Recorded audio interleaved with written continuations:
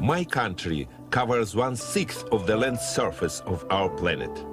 Our northern shore is bounded by the Arctic Ocean and stretches nearly halfway around the world across 11 time zones. The winters are long and bitterly cold.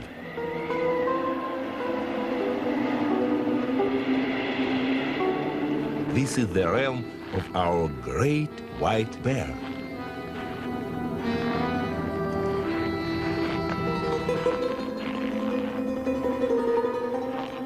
I'll be showing you the wildlife of our Arctic region in a future episode. This frozen frontier merges with the biggest forest in the world. A carpet of hardy conifers called the taiga runs from Scandinavia right the way across Siberia to the Pacific Ocean and covers over 1/3 of my country.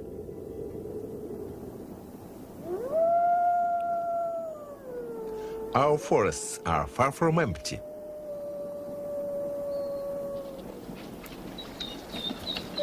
Wolves are common. Although they're hunted, we still have lots of space for them.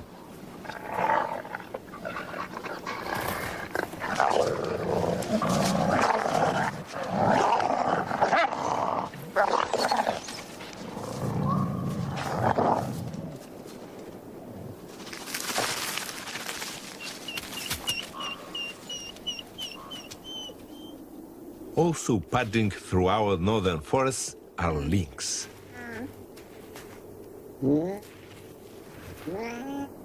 And European bison. But tsars of our forests are the brown bears.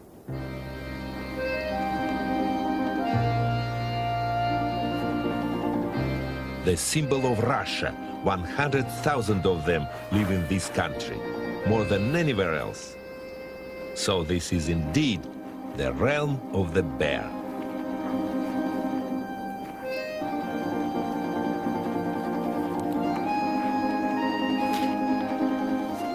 Most of them sleep through the winter, but a few remain restless and are very bad-tempered.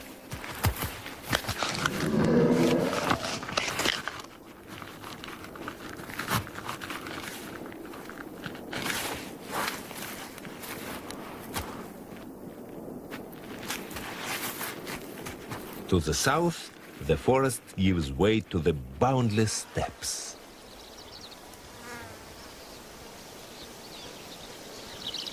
The steppe region rolls from our border with Western Europe to Mongolia.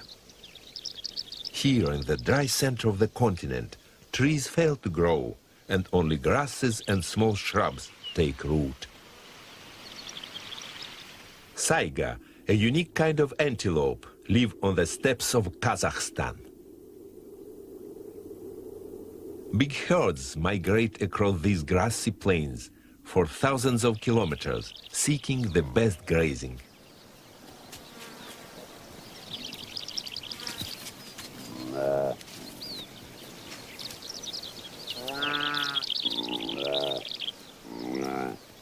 During May, the calves are born, when the flush of fresh grass enables the females to produce plenty of nourishing milk.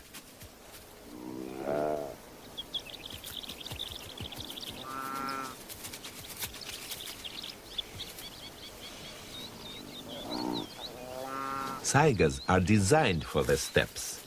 Their bulbous nose filters out the dust, and during winter warms and moistens the frosty air. We have about 1 million of them, mostly in Kazakhstan, and the rest on the steppes of Kalmykia, north of the Caspian Sea. In Central Asia, we have extensive deserts.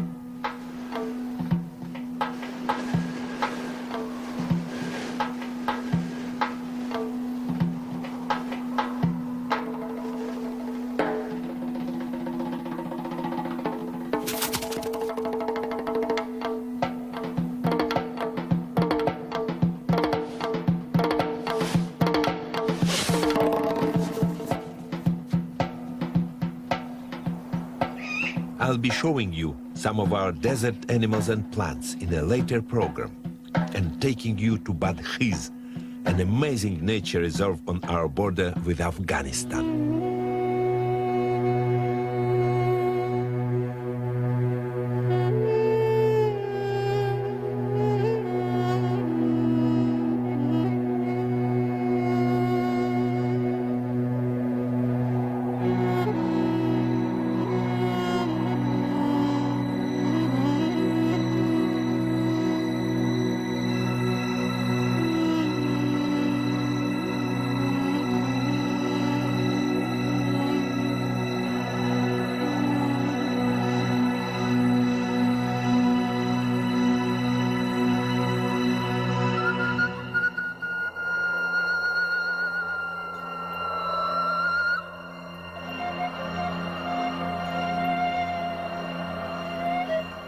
The Tian Shan, or Celestial Mountains, on our remote frontier with China.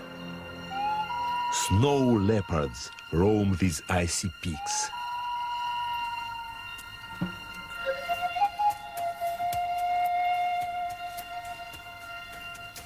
Although seldom seen, we have about 1,000 of these big cats. We also have a unique pale race of the brown bear. They share the Tian Shan with many tribal people and their domestic animals, like yak. We'll see more of them in our next episode.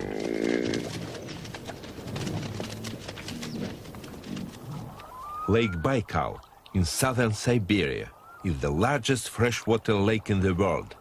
And, as you see, our Russian bears are much in evidence around its shores.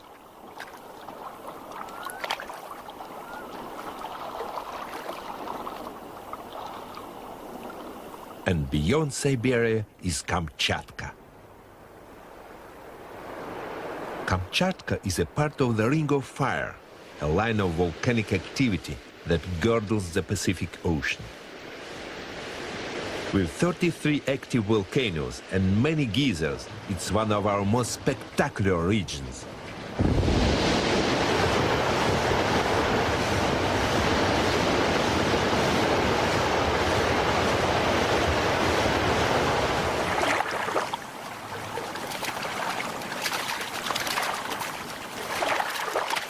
The rivers run with several kinds of spawning salmon.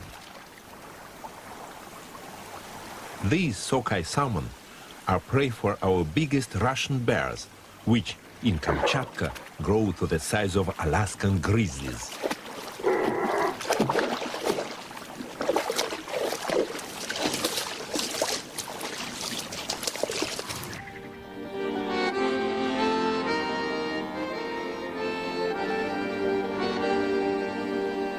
The river Volga is the architect of this fertile landscape.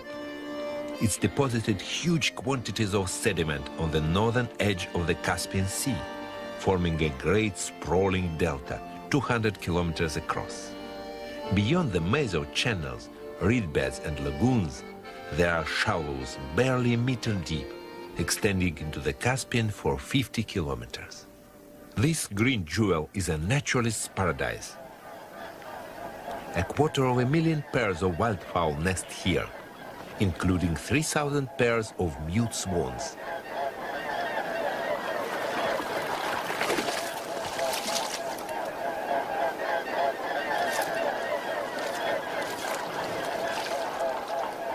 Fish abound in the shallow water of the northern Caspian, and they're food for cormorants. About 100,000 breed on the delta. They construct their nest of sticks well above the water level. Several kinds of fish-eating birds form mixed colonies in the waterside woodlands. The night heron hunts at dusk.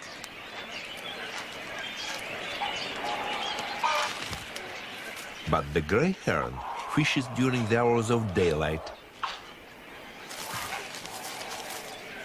Nearly 4,000 pairs of gray herons breed in the Volga Delta. It's a common species found right the way across Russia. By early April, all the birds in the colonies have eggs.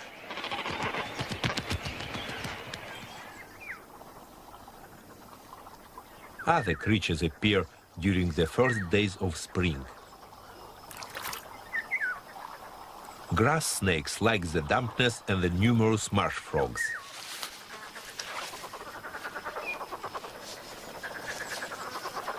In April, the snakes emerge from hibernation and are preoccupied with mating in the warm spring sunshine. A single female is the center of attraction, with many males trying to copulate with her.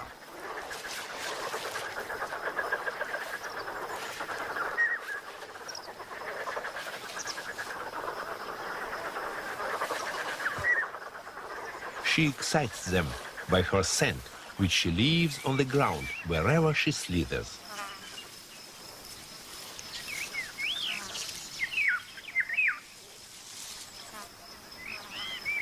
Above them, a pair of pendulum teats are busy building. They are amazingly skilled architects and are making a hanging home.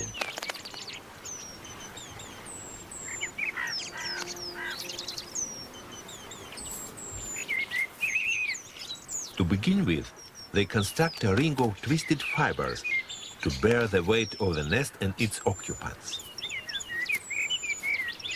The birds take 3 weeks to complete their purse-shaped home. This is the halfway stage.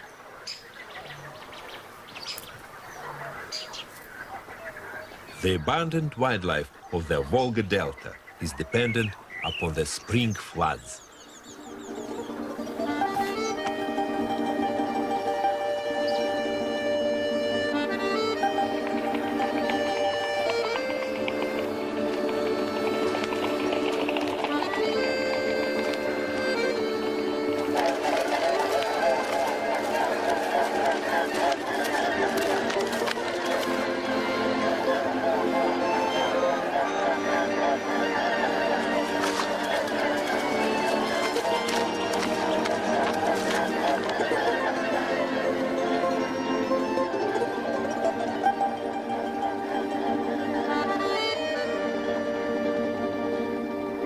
The river Volga is the lifeblood of the delta. During spring, snow melting in more northerly regions of Russia produces a surge of water and causes the river and its tributaries to overflow.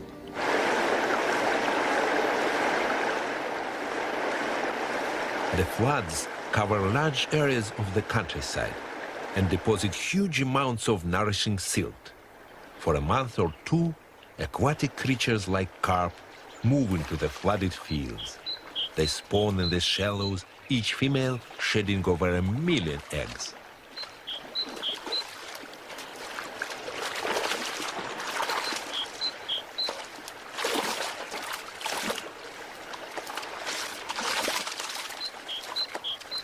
Some get stranded and are scavenged by white-tailed sea eagles.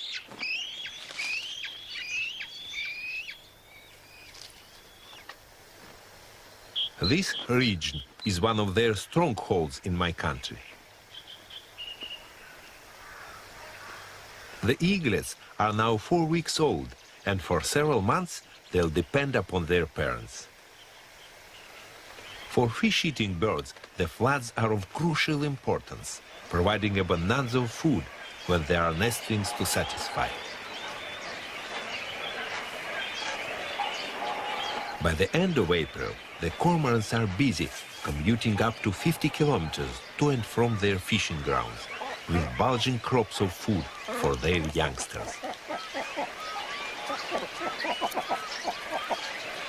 An adult alone consumes 3/4 of a kilo of fish a day, equivalent to 1/6 of its body weight. After 4 weeks of incubation, the herons have hatched.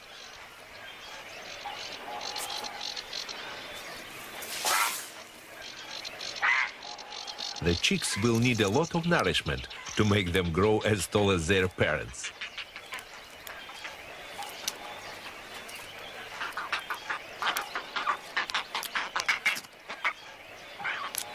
Herons are expert at spearing frogs and fish.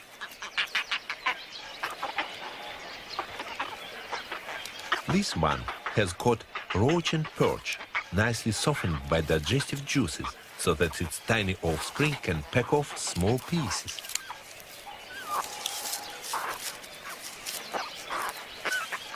Food which accidentally falls out of the nest is quickly scavenged down below. The little egret's plumes were once worth twice their weight in gold. That's why part of the Volga Delta was established as the Astrakhan Nature Reserve to protect such birds from hunters. A glossy ibis.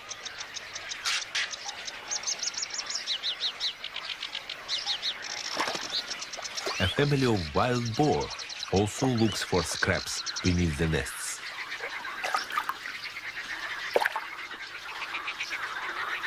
During spring, millions of marsh frogs are attracted to the flooded fields. As evening approaches, the croaking of these amorous amphibians reaches a climax, and the males advertise for mates bloated with eggs.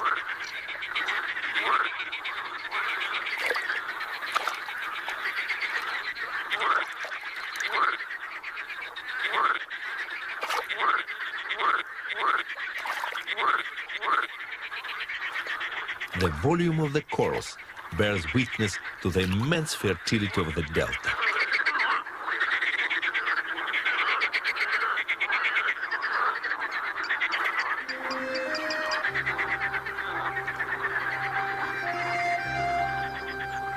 The damp vegetation and shallow water encourages an abundance of insects. Midges and mosquitoes rise in swarms as the sun begins to set. And these are taken by migrating birds.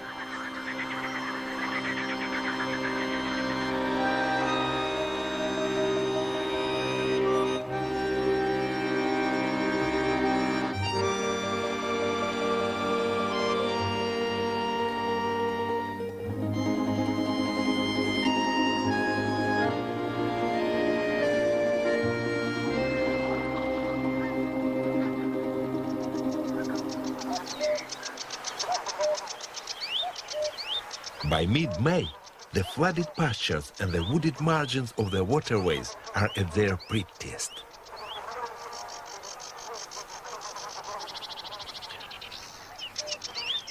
The air resonates with bird song.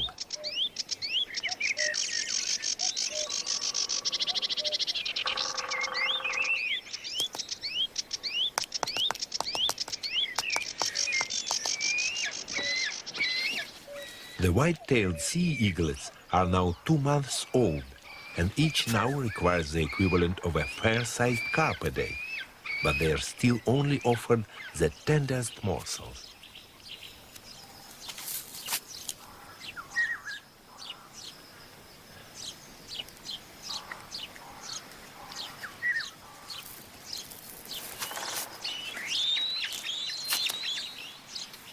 That's too bony, perhaps.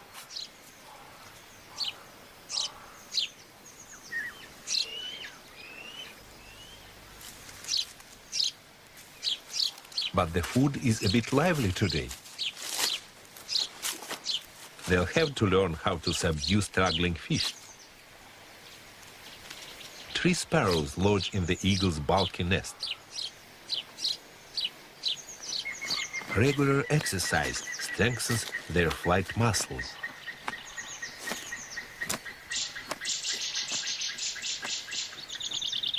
Down below, the pendulum tits are putting the finishing touches to their amazing home.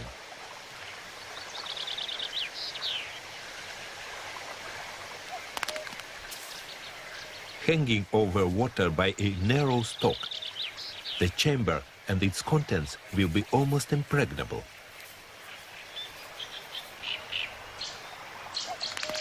Now the pair can begin to breed. By the end of May, the lagoons are strewn with dazzling water lilies, and the aquatic life is very active.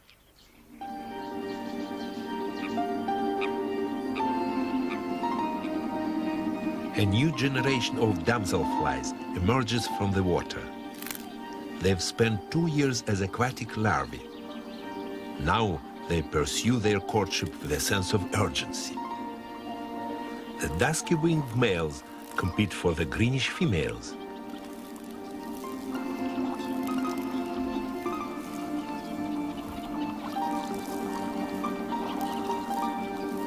Although they mate on the waterside vegetation, the females go under the water to deposit their eggs. After mating, the males keep hold of their partners, but get dragged beneath the surface.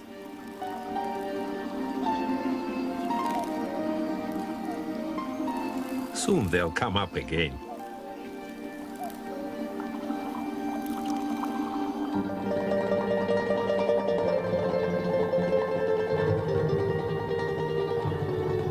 Down below, billions of microscopic creatures are locked in a struggle for existence. The tepid water stimulates the breeding of planktonic animals like water fleas. These are captured by hydra, minute polyps, whose arms are furnished with deadly harpoons.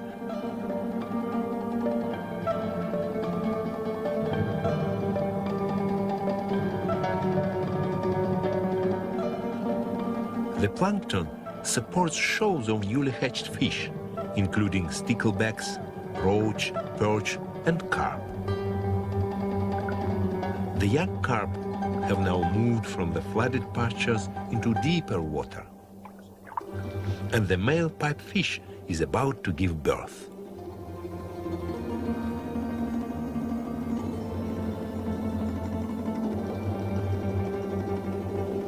It's related to the seahorses, and like them, the male receives his mate's spawn into a pouch beneath his belly. Eventually, his brood joins the plankton.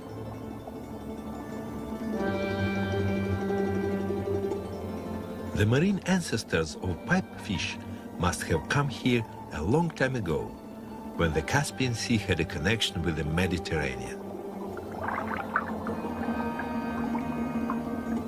Altogether, 50 kinds of fishes live in the murky but fertile waters of the Volga Delta.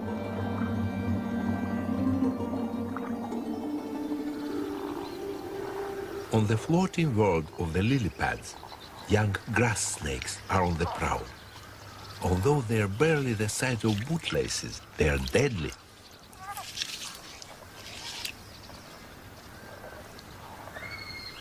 They are more or less amphibious, and they're after tadpoles.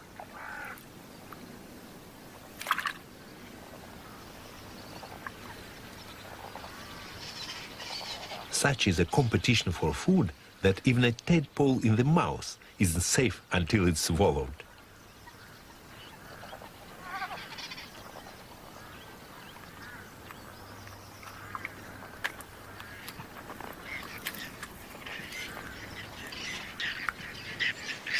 These water gardens are favored by whiskered terns, which fly all the way from Africa to nest in them.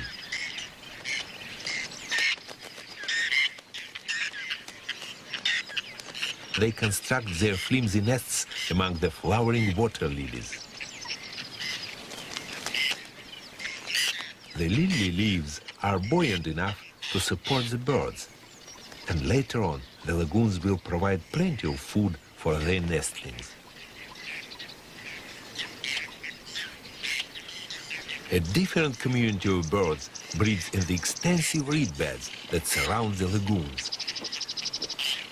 The rich mud and warm summer climate of the Caspian encourage the reeds to grow 5 meters high, which is ideal for purple herons.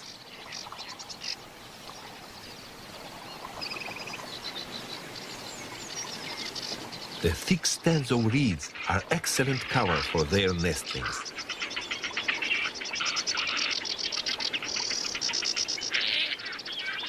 About 2,500 pairs of purple herons nest in the Volga Delta. They settle in loose colonies in the middle of the reed beds. The adults are exceptionally well camouflaged. Out in the sunlight, their rich coloration is easy to see. But down below, they vanish from view. Beyond the reeds, the deep channels of the busy river Volga, the spring floods trigger the spawning migration of the sturgeon.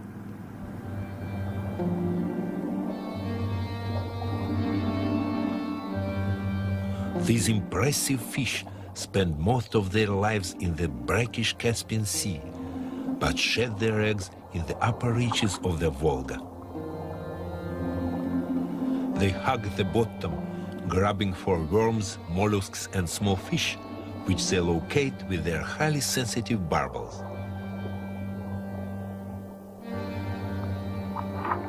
They then suck up their food with their telescopic mouths.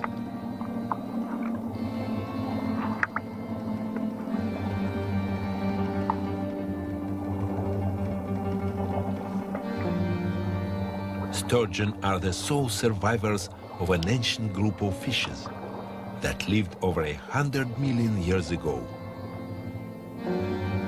But in the Caspian, several kinds prosper like nowhere else on Earth. But many of these sturgeon fail to get very far up the Volga on their spawning run.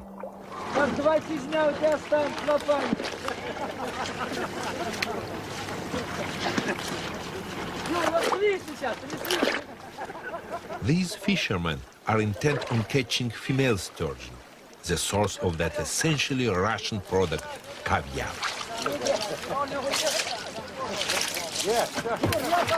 It's a profitable business, employing about 1,000 people.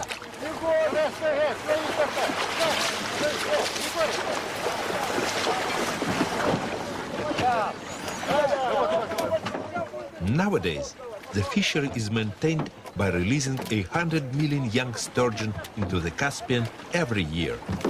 The survivors return up to 17 years later, the females laden with eggs. Nothing is wasted, but the valuable roes full of caviar are given special treatment on board the floating factory ships.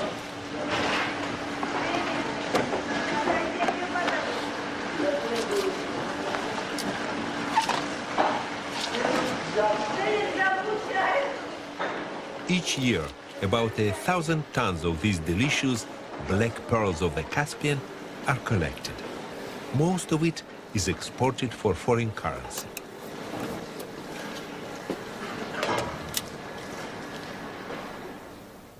Fish also support the seabirds of Jemchuzhny, a strip of sand 80 kilometers out to sea. The most spectacular of them are the great black-headed gulls. Each is the size of a goose. They're almost a Russian specialty, virtually confined to the Caspian. 10,000 pairs breed on this island. That's nearly half the world population.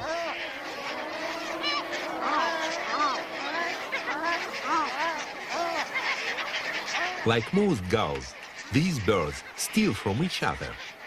So the parents hang on to their partially digested fish, while their youngsters take their fill. Amongst the gulls are super terns.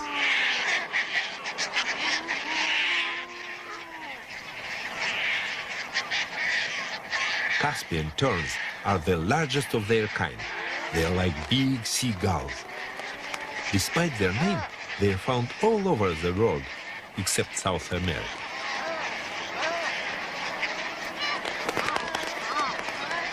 "2,000 pairs nest on Jemchuzhny, and by June, the adults have got young mouths to feed. These hefty terns catch large fish and often return with too big a mouthfuls for their offspring.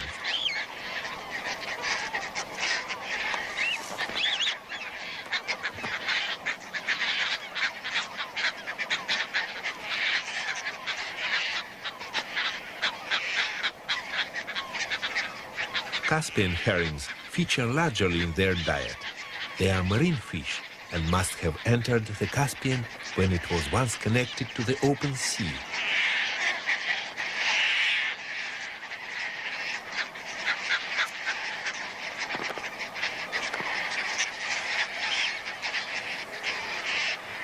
The seabirds of Jemчужины have to compete for fish with Caspian seals.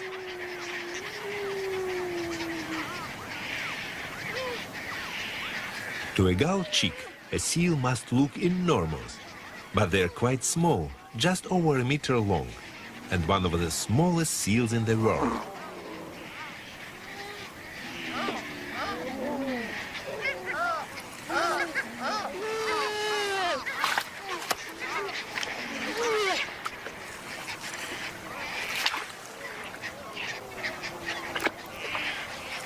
He's okay. But how did these marine mammals get into the enclosed Caspian Sea? Their closest relative is the ringed seal of the Arctic. The Caspian was once much larger and 50 meters above its present level. Connections were then established between the Volga and the Baltic Sea, thus providing a passage southwards for the seals.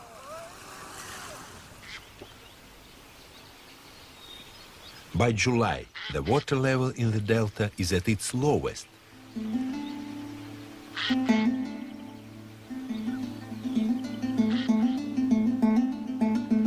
There's a touch of the Orient as the lotus start to bloom. It's a native of Southeast Asia and in Russia grows only in the Caspian and on our eastern border with China.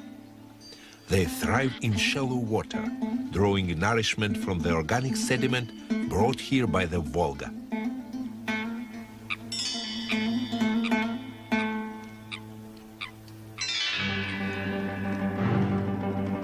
Beneath the surface, the drama between predators and their prey continues.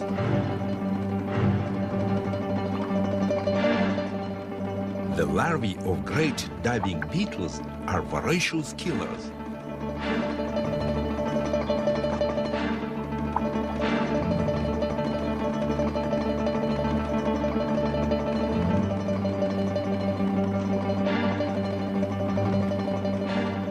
The predator injects a corrosive mixture of digestive juices through its hollow fangs, which liquefy the victim's flesh. Then it sucks the fluid into its own stomach, leaving only an empty shell.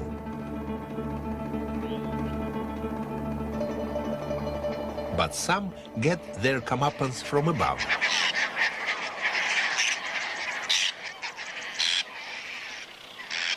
The whiskered terns have hatched, and the chicks are appealing for food.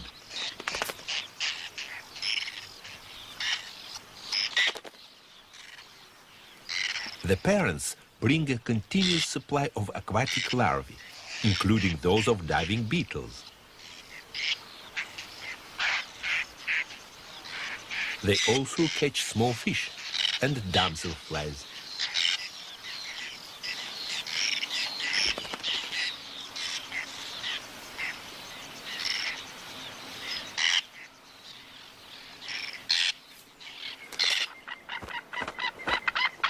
The sea eagles are now nearly ready to fly, and both parents bring food to the nest. In Western Europe, these eagles were almost exterminated, but in my country there are about 2,000 pairs.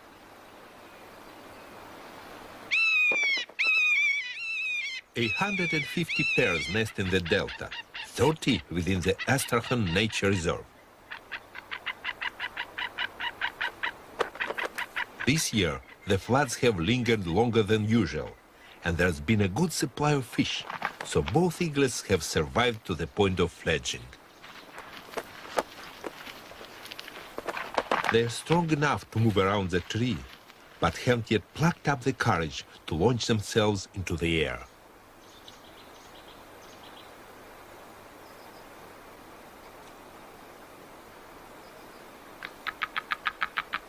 Now that they're fully grown, they're competing for every scrap of food.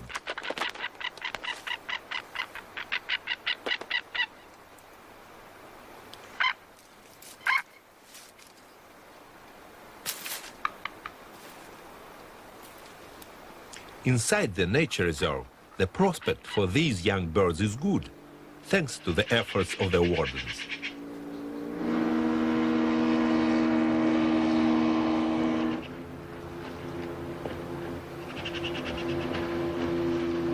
German Rusanov is one of them. Although wildfowl are his special interest, he'll be very pleased that another brood of eaglets is about to fledge.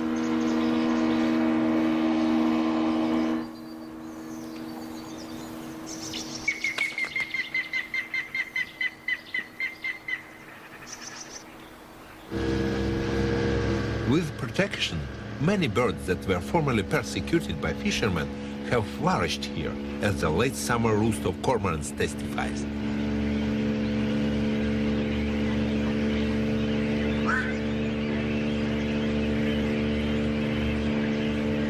This is one of the great sights of Astrakhan. After the breeding season, 10,000 cormorants gather each day to rest in the willows.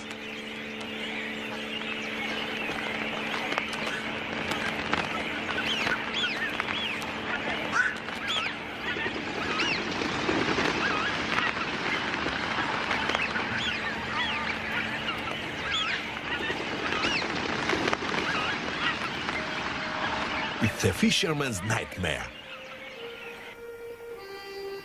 Astrakhan isn't merely a sanctuary, it's also a staging post of international importance for long-distance seasonal migrants.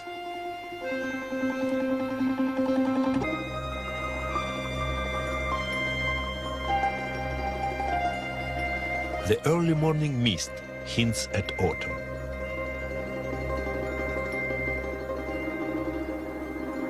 But the tranquility of the scene belies the fact that this is the busiest time of the year. Our harsh winter drives millions of wildfowl out of much of Russia, and many of them settle here for a while to molt, feed, and rest.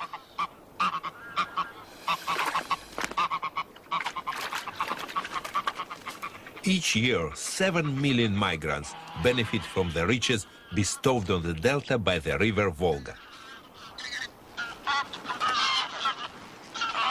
These are mostly gray-lag geese. Some are local, but others have come thousands of kilometers from eastern Siberia. They are attracted to the lotus beds.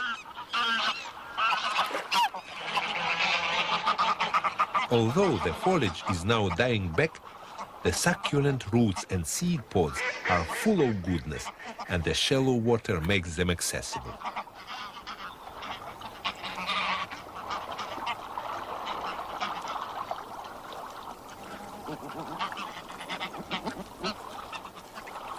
Such rich food provides the protein for new feathers and body fat, the fuel needed for flying long distances.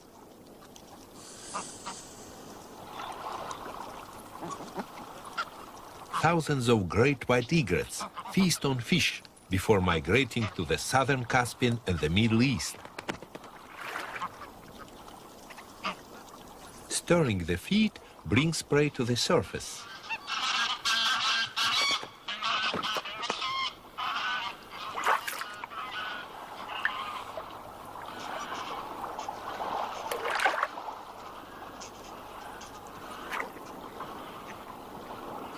Their onward journeys are not without danger.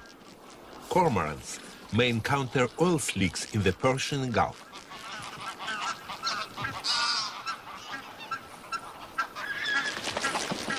Snipe will run the gauntlet of guns as they travel south.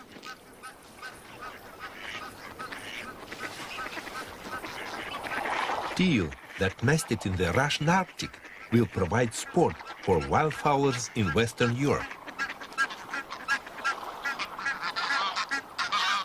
Ruddy shelduck, a Central Asian species, spends the winter in the southern Caspian, where there are plenty of poachers.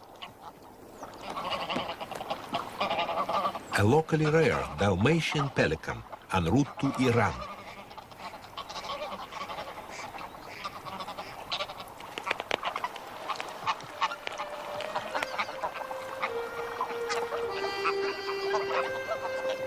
Once their strength and plumage are renewed, the birds put their fresh pinions to the test and fly south to escape the encroaching Russian winter.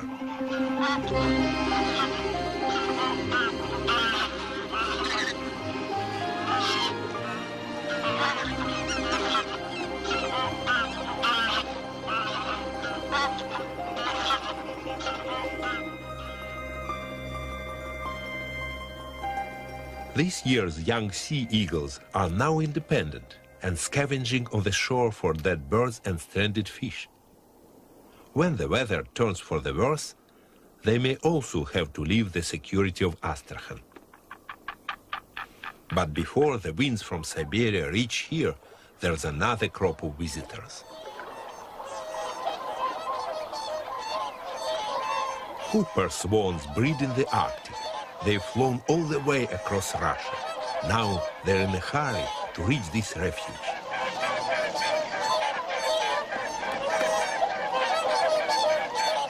Their great angel wings have borne them several thousand kilometers from the tundra to this welcoming lagoon.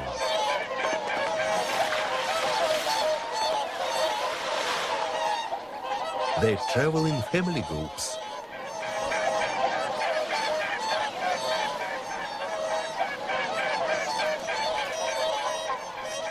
The parents are never far from their fully grown cygnets.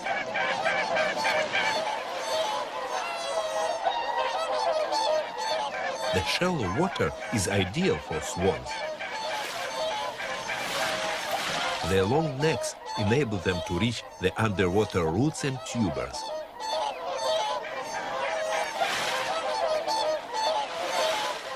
In late autumn, before the water freezes, 120,000 wild swans may have dropped into the Volga Delta.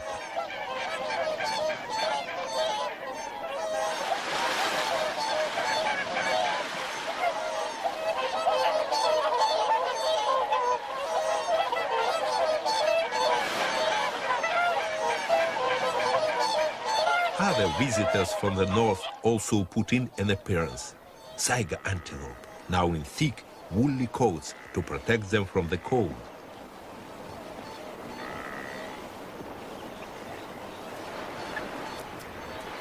During frosty weather, animals from the Kalmykian herd reach the Caspian shores. Despite the cold, this is their rutting season. The Caspian is the most southerly point of the Saiga's annual trek, but the swans continue much further south.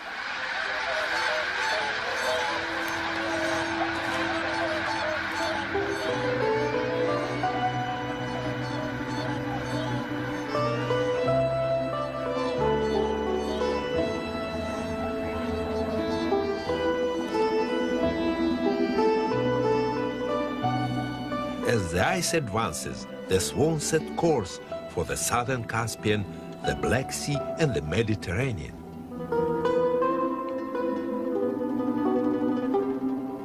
So we conclude our look at this magnificent wetland as Siberia's icy breath sends the temperature plunging to 25 degrees Celsius of frost, causing the green jewel of the Caspian to sparkle like a diamond.